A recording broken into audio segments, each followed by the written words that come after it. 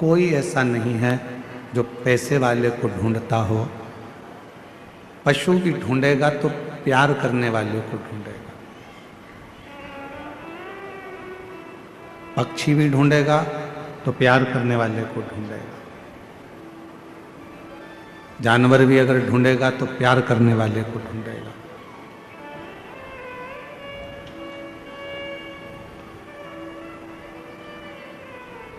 मनुष्य पैसे वाले को ढूंढता है, मानव धन वाले को ढूंढेगा, पर जानवर पशु पक्षी कभी पैसे वाले को नहीं ढूंढता। जानवर पशु पक्षी ये सब प्यार करने वाले को ढूंढते हैं कि हमें स्नेह कौन करेगा।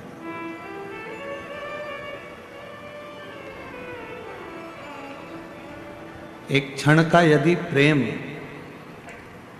किसी पशु को, किसी पक्षी को, किसी जानवर को मिल जाता है तो वह आपसे दूर नहीं जाता और आपके पास आता है।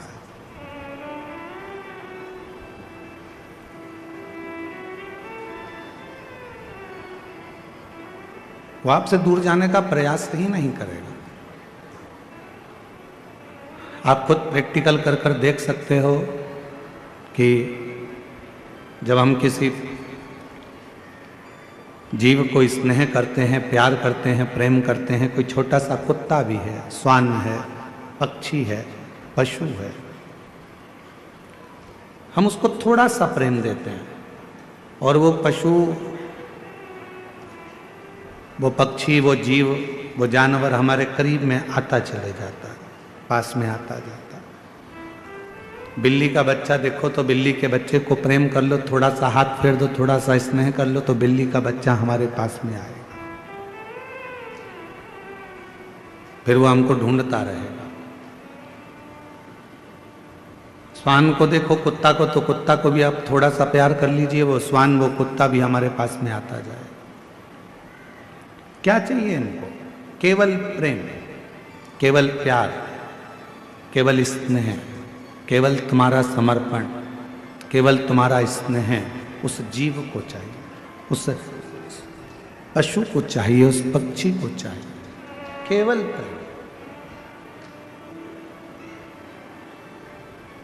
और वो प्रेम के बल पर आपके प्रति इतना समर्पित हो जाता है, प्रेम के बल पर वो आपके प्रति इतना समर्पण धारण कर लेता है कि फिर आपको दुखी नहीं देख सकता।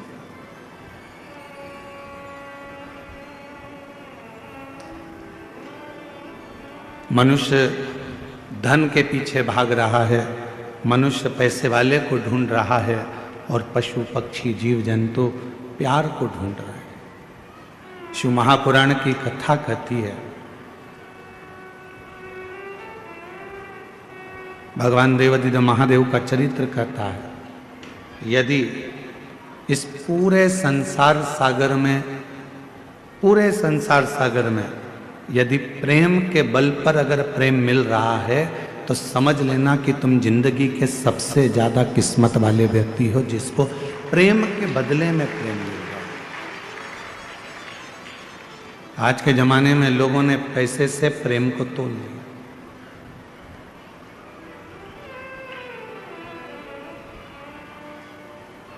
हर व्यक्ति स्नेह कब करता है कि जब मुझे फायदा कहाँ से मिलेगा, मुझे कैसे प्राप्त होगा, मुझे धन कैसे मिलेगा, मुझे प्राप्ति कैसे होगी, इससे मैं क्या लाभ ले सकता हूँ, इससे मैं क्या प्राप्त कर सकता हूँ, ये वो विचार करता है।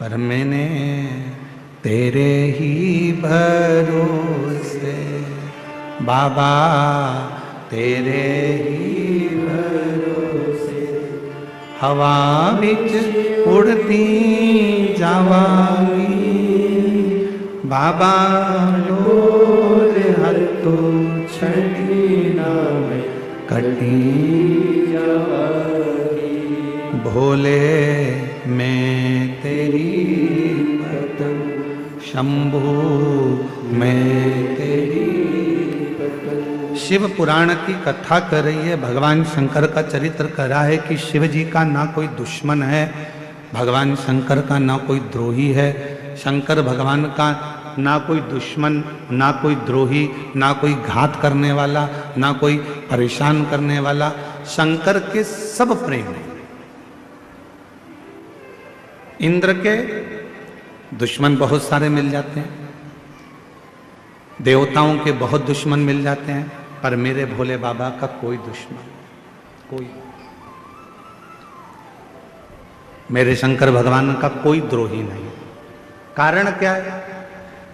33 कोटि देवता में केवल एक देवता ऐसे हैं, वो देव अधिदेव महादेव ऐसे हैं जो पशु से भी प्रेम करते हैं, पक्षी से भी प्रेम करते हैं, जीव जंतु से भी प्रेम करते हैं, भूतों से भी प्रेम करते हैं, प्रेतों से भी प्रेम करते हैं। और चाहे वो डाकनी हो, पिशाचनी हो, भूत हो, चुड़ैल हो, कोई भी हो, मेरे शिव को मतलब नहीं है कि ये क्या है। मेरे भोले बाबा को मतलब नहीं है कि ये कौन है।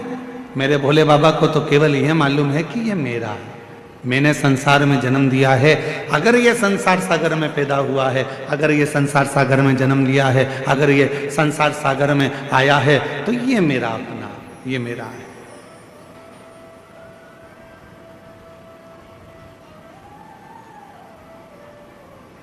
फिर इसमें कोई भेद नहीं है हमारा, ये मेरा अपना है और मैं इसका, इसमें कोई भेद नहीं। शिव पुराण कह रही है, भगवान शंकर का चरित्र कराए, ऐसा कोई देवता नहीं जो सर्प को भी श्रृंगार बना ले, ऐसा कोई देवता नहीं जो राख को भी, भस्म को भी अपना श्रृंगार बनाकर अपने शरीर पर धारण कर ले।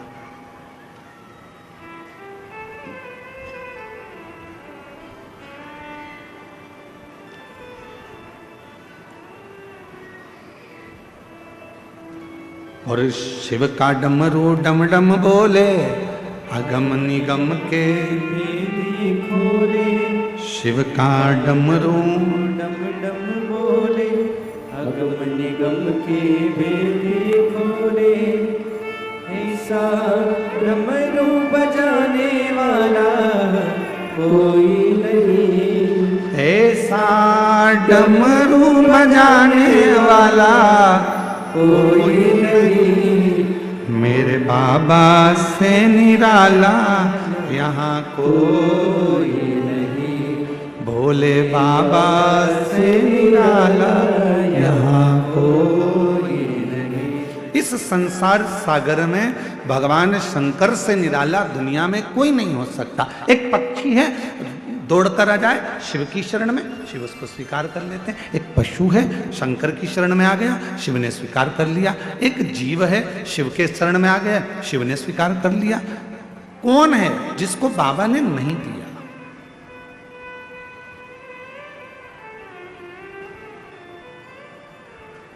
एक सुंदर कथा आती है पितरों की। एक बार सारे पितर, पितर जानते हो ना आप लोग, जम के तो बोलो, जो चले गए, प्राण छूट गए, जो चले गए, वो पितरों की गिनती में आए।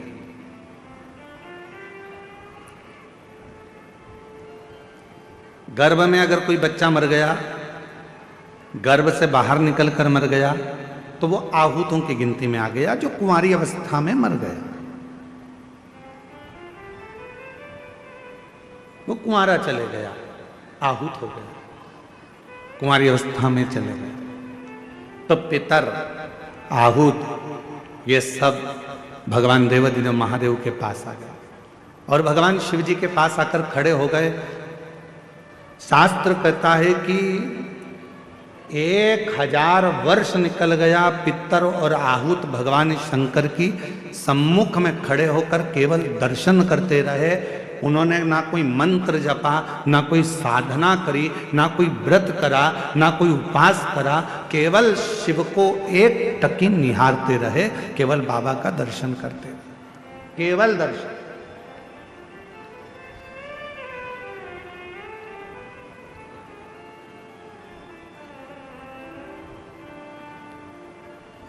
कितना फल है दर्शन का, जरा देखिएगा। 1000 वर्ष तक पितर, आहूत, ये सब शिव जी का दर्शन कर रहे हैं। 1000 वर्ष बोले कुछ नहीं है, ना मंत्र बोला, ना तप करा, ना साधना करी, केवल भगवान का दर्शन किया, खड़े रहे। बस भगवान के इंतजार में। भगवान के नेत्र खुलेंगे, बाबा हमको देखेंगे, देखेंगे तब हमें वर देंगे। शिव जी 1000 वर्ष की समाधि में लीन थे।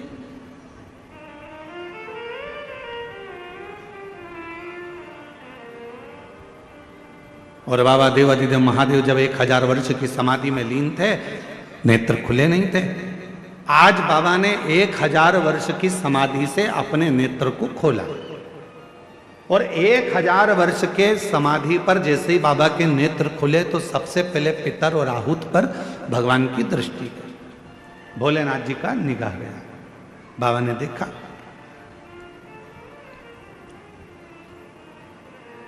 शिवजी ने पितरों को बुलाया, आहूतों को बुलाया और बुलाकर पूछा, क्यों भाई, क्या बात है, तुम यहां खड़े हो, क्या बात है? बस देवाधिदेव महादेव बाबा पूछने ही वाले थे, इतनी देर में नंदी दौड़कर आ गया।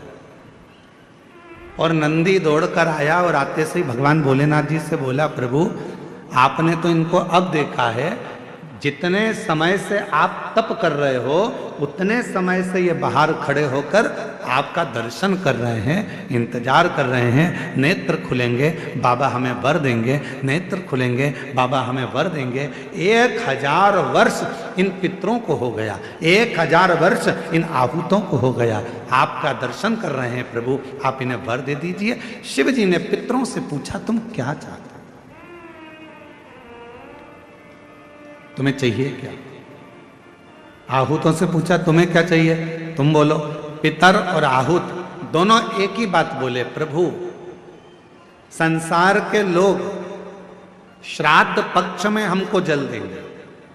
संसार के लोग जब श्राद्ध आएगा, 16 श्राद्ध 16 दिन के आएंगे, तब ब्राह्मण को भोजन कराएंगे, पिंडदान करेंगे, तर्पण करेंगे, श्राद्ध करेंगे, तर्पण में जल देंगे, तब हमको जल प्राप्त होगा, तब हमको भोजन प्राप्त होगा, तब तक हम भूखे रहेंगे। इसलिए प्रभु एक कृपा कर दो कि ऐसी कोई व्यवस्था कर दो कि घर के लोग, परिवार के लोग, कुटुंब के लोग, कोई भी प्रतिदिन या हफ्ते में एक बार कैसे भी उनके माध्यम से हमें जल प्राप्त हो जाए और हम तृप्त हो जाएं।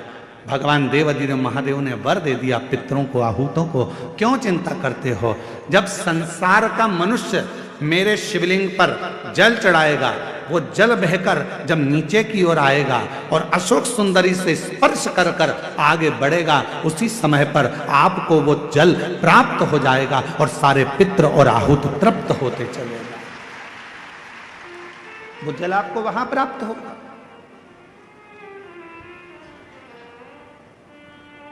अब कई लोग कहते हैं गुरुजी हमारे यहां पितृदोष हो गए,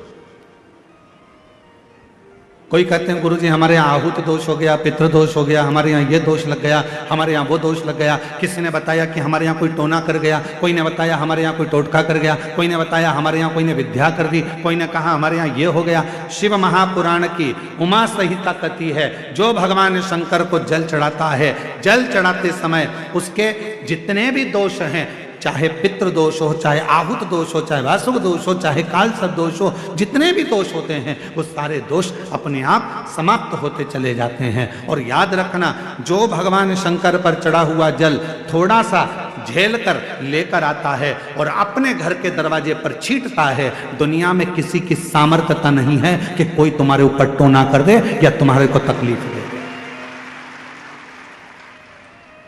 किसी की सामर्थ्यता नहीं। हम तो बाबा के भरोसे चलते हैं, हम तो बाबा के भरोसे चलते हैं।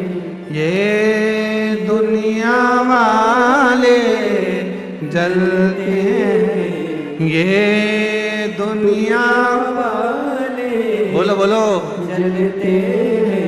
हम तो बाबा के भरोसे चलते हैं, डमरू वाले के भरोसे चलते हैं। काशी वाले के भरोसे चलते चलते हैं। सिंहर वाले के भरोसे चलते हैं, देवघर वाले के भरोसे चलते हैं, डमरू वाले के भरोसे चलते हैं। हम उस पर आश्रित होकर चलें। जब हम पूर्ण आश्रित हो जाएंगे तो वो हमको संभाल। क्या चाहिए मेरे भोले बाबा को? ना तो मेरे भोले बाबा को तुमसे धन चाहिए, ना मेरे भोले बाबा को तुमसे दौलत चाहिए, ना मेरे शंकर भगवान को तुमसे संपदा चाहिए, ना मेरे शंकर भगवान को तुमसे कोई प्रॉपर्टी चाहिए, ना मेरे शंकर भगवान को तुमसे कोई संपदा चाहिए। कोई तुमसे कहे कि शंकर भगवान को 1 किलो भोग रोज लगाना पड़ेगा तो समझ लेना कि बेवकूफ बना रहा। कोई तुमसे कहे कि शंकर जी को 5 किलो दूध रोज चढ़ाना पड़ेगा, समझ लेना कि बेवकूफ बना रहा है। कोई तुमसे कहे कि 25 किलो घी का दिया शंकर जी को लगाना पड़ेगा, समझ लेना बेवकूफ बना रहा है। अगर कोई तुमसे कहे कि शंकर भगवान को इतना सारा प्रसाद चढ़ाना पड़ेगा तो समझ लेना कि पागल बना रहा है। मेरा भोले बाबा तुम्हारे प्रसाद का भूखा नहीं है, मेरा भोले बाबा तुम्हारे दूध का भूखा नहीं है, मेरा भोले बाबा तो केवल तुम्हारे निर्मल मन का भूखा है, सच्ची भक्ति का भूखा है और हृदय का भूखा है। तुम्हारे मन से, तुम भाव से मात्र एक चावल का दाना यदि शंकर भगवान को समर्पित करते हो, शिव उसको स्वीकार करते हैं। आप 1 लोटा जल शंकर भगवान को समर्पित करते हो, शिव उसको स्वीकार करते हैं। आप 1 चम्मच में से भी आधी चम्मच यदि देसी गाय का, हमारी वेद लक्षणा देसी गाय का यदि दूध आधी चम्मच से भी आधी चम्मच यदि आप शिव को दे रहे हो, शिव स्वीकार कर रहे हैं। फिर आप केमिकल का दूध मत चढ़ाओ, थैली का दूध मत चढ़ाओ, ये इधर उधर से आया हुआ दूध भगवान को मत चढ़ाओ। आप तो देसी गाय का 1 आधी चम्मच से भी आधी चम्मच दूध अगर शिव को दे रहे हो तो शिव स्वीकार कर रहा है। यहाँ ये पूरी शिव महापुराण में कहीं पर नहीं लिखा कि 5 किलो तुम्हें लड्डू देना पड़ेगा, कि 1 किलो तुम्हें पेड़ा देना पड़ेगा, या 1.25 किलो तुम्हें चूरमा देना पड़ेगा, या 25 किलो तुम्हें दूध देना पड़ेगा, कहीं नहीं लिखा, कहीं नहीं।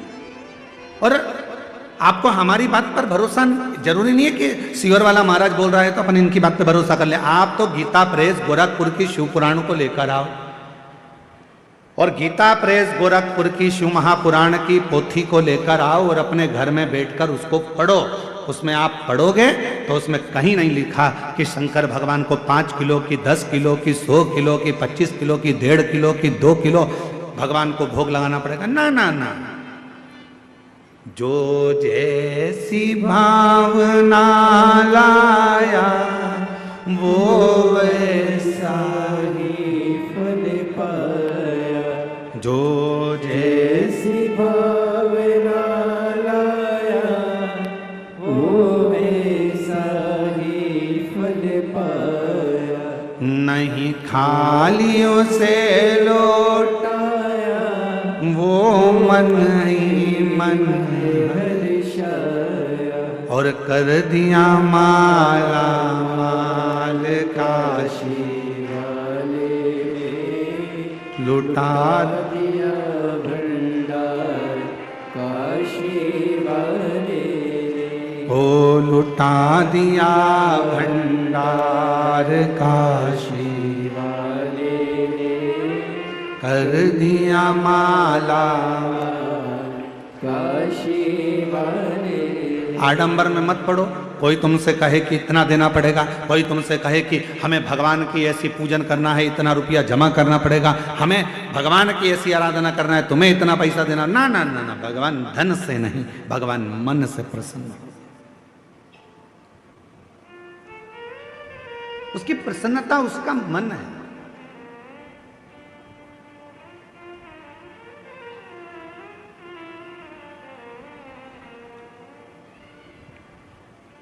कहाँ से लाऊं लड्डू, कहाँ से लाऊं पेड़ा, कहाँ से लाऊं लड्डू, कहाँ से लाऊं पेड़ा। अच्छा, शिव पुराण शिवरात्रि का प्रसंग ध्यान से सुनना जरा। शिव महापुराण में शिवरात्रि के प्रसंग का वर्णन है। एक भील के ऊपर, वन में रहने वाला वो भील के ऊपर कर्जा हो गया था। कर्ज।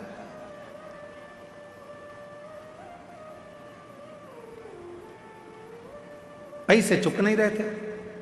सेठ जी को गुस्सा आ गया, अपने आदमियों को भेजा और उस भील को पकड़ के घर में लेके आए और एक टूटा हुआ शिव का मंदिर था, उस मंदिर में उसको ले गए और उसको बांध दिया, मंदिर में ले जाकर बांध दिया। जब तक तू हमारा कर्जा नहीं चुकाएगा तब तक हम तेरे को यहां से छोड़ने वाले नहीं। भील रोने लगा, सेठ जी मत मेरे को बांधो, मैं हाथ जोड़ता हूं सेठ जी, मैं आपका पूरा कर्जा चुका दूंगा। सेठ जी मैं आपके पांव पड़ता हूं, मुझे छोड़ दो।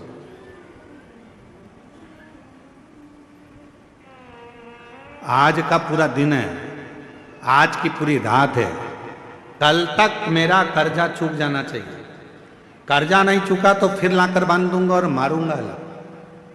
बस वो भील की आंख से आंसू निकलते रहे, पैसा कहां से लाऊं?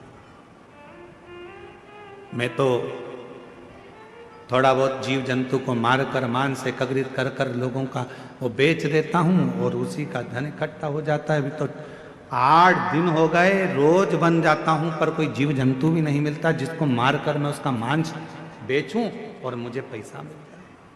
कहां जाऊं, कहां जाऊं, क्या करूं? रो रहा, आंखों से आंसू बह रहा, नेत्रों से नीर बह रहा। आज पानी की छाजल भरी बेलपत्र के वृक्ष के ऊपर रात्रि के समय चढ़ गया। मालूम नहीं है कि आज शिवरात्रि है, उसको ज्ञात नहीं है कि आज शिवरात्रि है।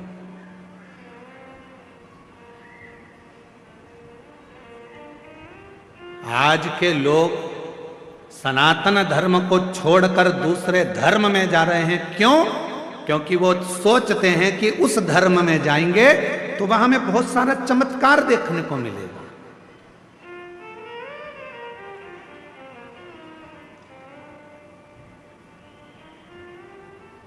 उस धर्म में जाएंगे तो हमको ना जाने थोड़ा थोड़ा कुछ अच्छा देखने को मिलेगा। उनके भगवान प्रबल हैं, उनके भगवान ऐसे कर दिए, उनके भगवान ने ऐसा। अरे भाई हमारे शास्त्रों को अध्ययन करो, पढ़ो, सुनो, मालूम पड़ेगा कि सनातन धर्म से बड़ा दुनिया में कोई धर्म ही नहीं है, कोई धर्म नहीं। और पहले तो हम किसी को भी ये धर्म मानते ही नहीं है, हमें मतलब ही नहीं, हमें तो केवल सनातन धर्म ही एक धर्म है। बाकी का जितने भी तुमको नजर आते हैं दूसरे ये धर्म नहीं है, ये तो एक पंथ बना दिया है, नहीं ये धर्म की गिनती में नहीं आते। इनको हम सनातन धर्म के अंतर लेते ही नहीं, हम इनको धर्म मानते ही नहीं।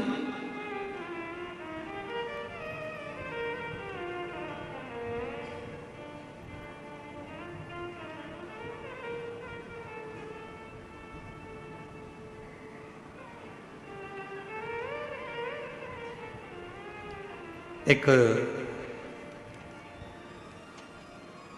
व्यक्ति ने देवघर में एक प्रश्न किया, क्यों गुरुजी आपके सनातन धर्म में गौ माता को माता क्यों कहते हैं?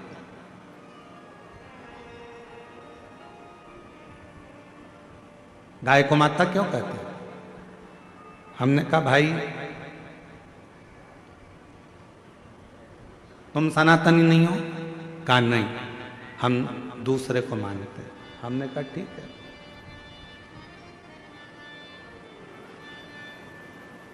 कभी हमारे शास्त्र पढ़े हैं आपने? नहीं। हमने कहा कभी मौका लग जाए तो हमारे शास्त्रों का अध्ययन करिएगा। हमारे सनातन धर्म में 7 माताओं को माता कहा गया।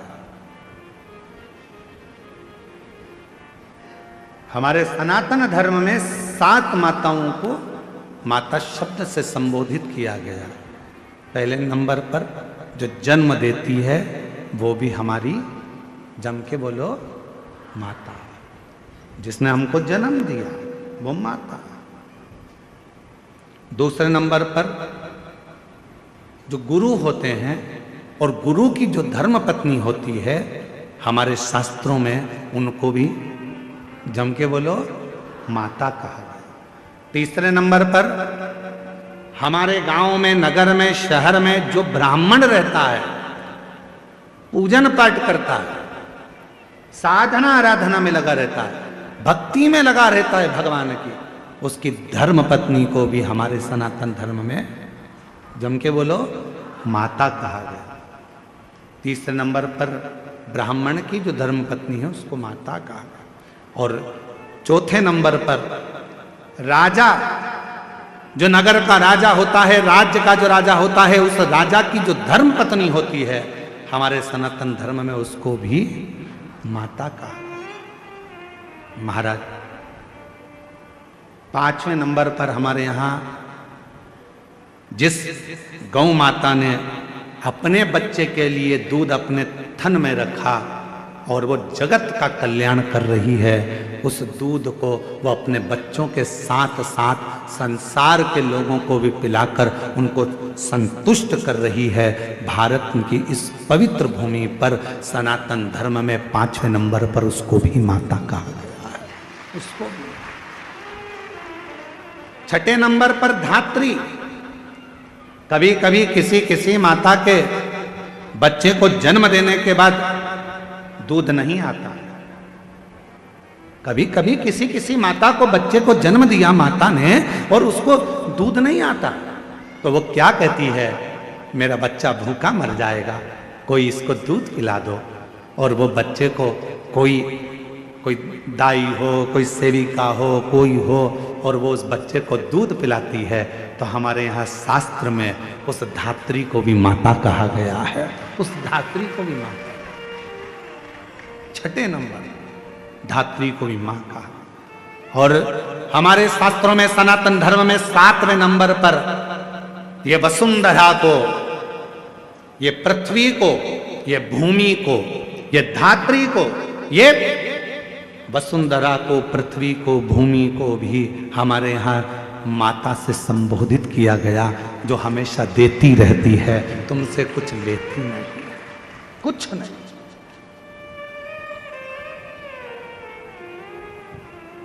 कुछ भी नहीं लेती, वो तो केवल दे रही है।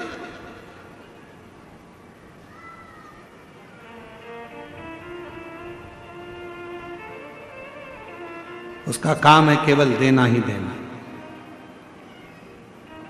क्या देती है गौ माता? आपसे दरवाजे पर खड़े होकर मात्र एक रोटी की चाह करती है गौ माता। दरवाजे पर आकर गौ माता कब खड़ी होती है?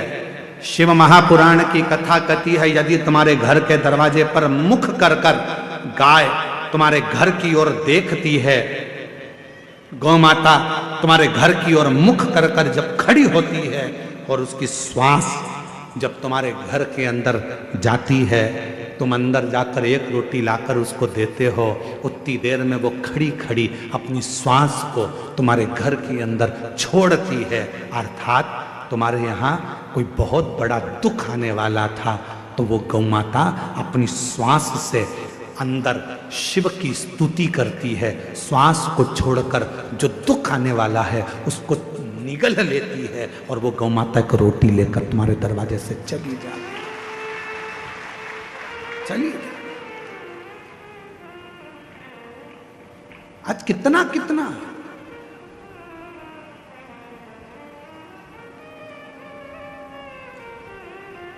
कितने संत, साधु, सन्यासी, तपस्वी, साधक, उपासक गौ माता के लिए प्रयास कर रहे हैं। कितने कितने संत लगे हैं, कितने कितने साधु लगे हैं, कितने कितने सन्यासी लगे हैं, जो किसी ना किसी रूप में गौ माता को बचाने के लिए, गौ माता की सुरक्षा के लिए प्रयास कर रहे हैं। क्यों बचाना चाहते हैं? उनको बचाने का केवल एक कारण है कि जो गौ माता जगत में आकर, जिसके अंतर्गत 33 कोटि देवता विराजमान होते हैं, वो गौ माता हमारे घर के सारे दुख को हर लेती है, सारे सुख प्रदान करती है। तो हमारे यहाँ शिव महापुराण की कथा कहती है, 7 माता हैं, जो जन्म देने वाली है वो भी माता है, गुरु की जो पत्नी है वो भी माता है, ब्राह्मण की जो पत्नी है वो भी माता है, राजा की जो पत्नी है वो भी माता है। गौ माता को माता कहते ही हैं, और धात्री जो दूध पिलाई है वो भी माता है। और यहाँ शास्त्र कहता है जो पृथ्वी हमेशा देती ही रहती है, जो वसुंधरा हमें प्रदान करती रहती है, वो भी माता, वो भी। हम इनका ऋण कभी नहीं चुका सकते, हम इनका ऋण नहीं चुका सकते।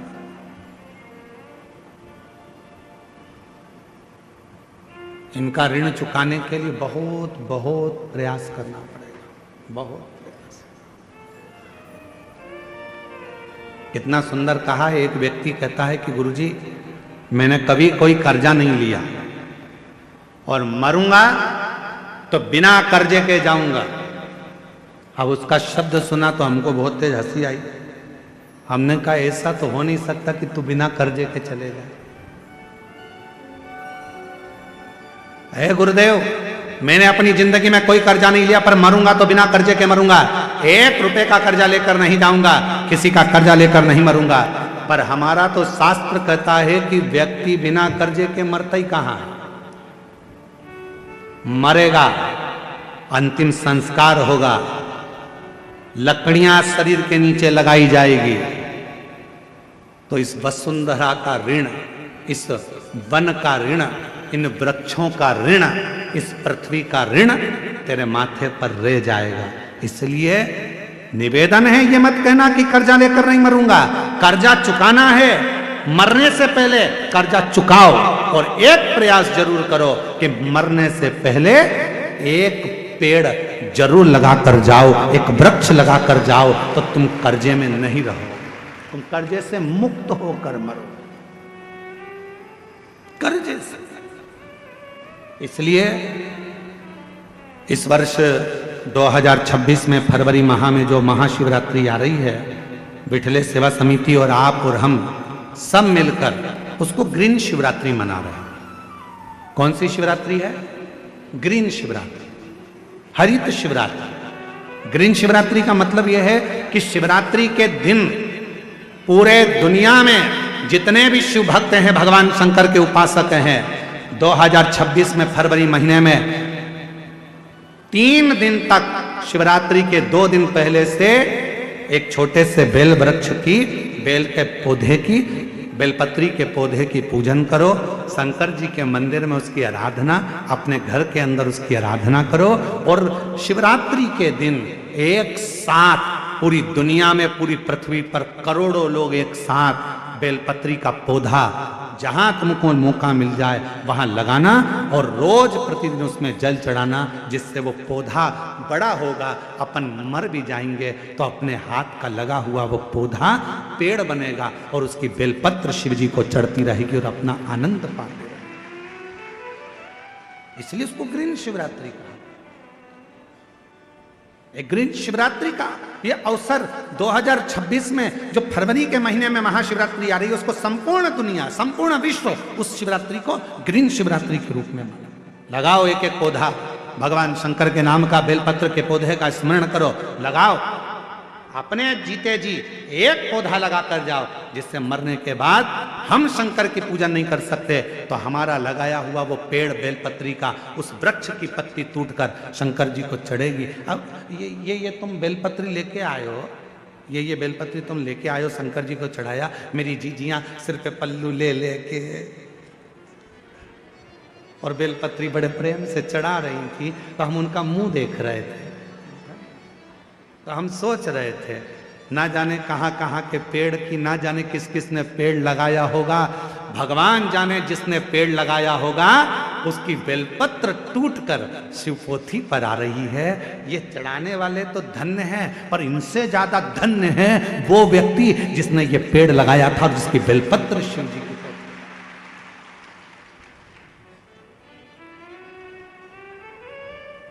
अब कई लोग कहते हैं सावन के महीने में, हमने सुना यहीं पे हमने छत्तीसगढ़ में सुना था, हम आए थे अभी सावन के महीने में भिलाई, तो हमने सुना था कि एक व्यक्ति ने नियम लिया है पूरे सावन के महीने में 1.25 लाख रोज बेलपत्र शंकर जी को चढ़ाता।